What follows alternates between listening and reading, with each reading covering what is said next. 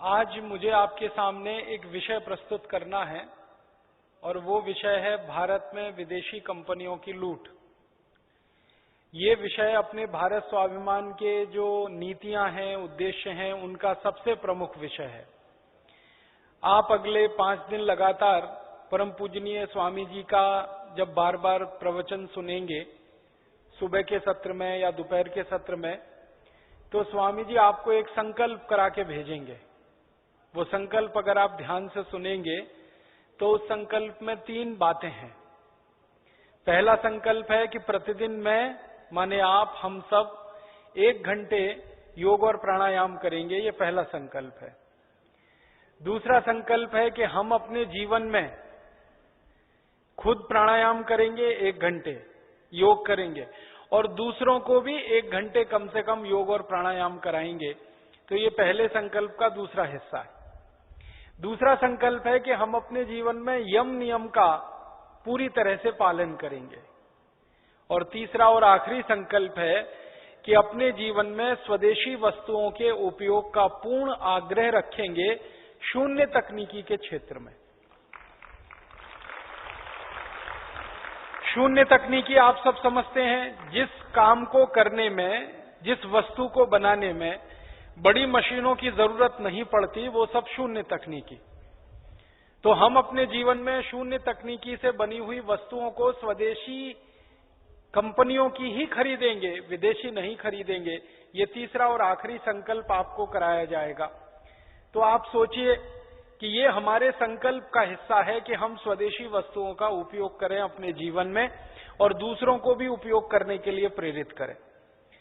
तो आखिर ये जरूरत हमें क्यों पड़ रही है स्वदेशी वस्तुओं का उपयोग करने की अपने जीवन में और दूसरों को उपयोग करने के लिए प्रेरित करने की उनके जीवन में? ये विषय हम ठीक से समझें और हम दूसरों को समझा सकें, उस दृष्टि से मैं आपसे कुछ बातें करूंगा। जो बातें आपको मेरी लगें बहुत काम की हैं, उपयोग की हैं, उनको तुरंत आप लिख लें, क्योंकि बार बार ऐसे व्याख्यान नहीं हो पाते हैं। तो आप जरूर लिख लेंगे। कभी भी आप कॉपी खोल के देखेंगे तो याद आ जाएगा और किसी से बात करेंगे तो आप वो सब सूचनाओं को, जानकारियों को दूसरे को प्रेषित कर सकेंगे। तो इस दृष्टि से आपकी कॉपी पेन तैयार रहें, खुले रहें। भारत देश में आजादी के 62 साल के बाद हमें भारत स्वाभिमान की तरफ से या परम पूजनीय स्वामी रामदेव जी को स्वदेशी आंदोलन चलाने की जरूरत क्यों पड़ गई है, यहां से मैं बात शुरू करता हूं। अगर आपने भारत का इतिहास पढ़ा होगा थोड़ा बहुत, तो आपको भारत के इतिहास में ये बात पता चलेगी कि सन 1905 में इस देश में हमारे देश के एक बड़े महान क्रांतिकारी श्री लोकमान्य बाल गंगाधर तिलक ने स्वदेशी आंदोलन चलाया था। और इतिहास के पन्ने जब आप पलटेंगे तो पता चलेगा कि ऐसे ही एक महान क्रांतिकारी इस देश में श्री लाला लाजपत राय ने स्वदेशी आंदोलन चलाया था।